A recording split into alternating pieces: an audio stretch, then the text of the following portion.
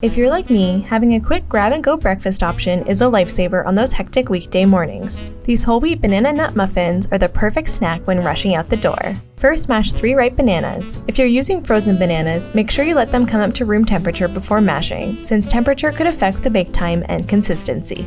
Speaking of that, also add 2 room temperature eggs, half a cup of melted and cooled butter, 1/3 cup each of maple syrup and milk, and finally 1 teaspoon of vanilla extract.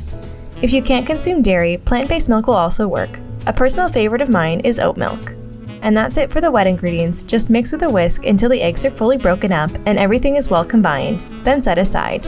In a new clean bowl, add 2 cups or 245 grams of whole wheat flour, half a cup of old-fashioned rolled oats, quick or instant oats will also work, 1 teaspoon of cinnamon, and 1/8 of a teaspoon or just a couple pinches of nutmeg. Also add baking soda and baking powder to help the muffins rise, as well as half a teaspoon of salt to bring out all the other flavors.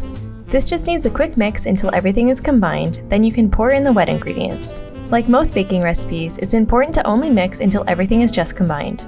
Overmixing can cause more gluten to form, making the muffins chewy instead of light and fluffy. At this point, add 1 cup of chopped walnuts, or any type of nut really.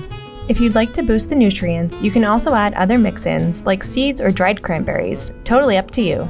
Again, only mix until the nuts are just incorporated, then you can use a measuring cup or a ladle to evenly distribute the batter into your muffin tray.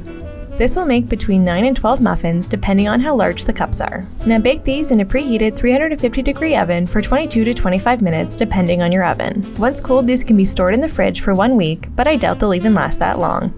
Click on one of these other great videos and subscribe for more amazing recipes.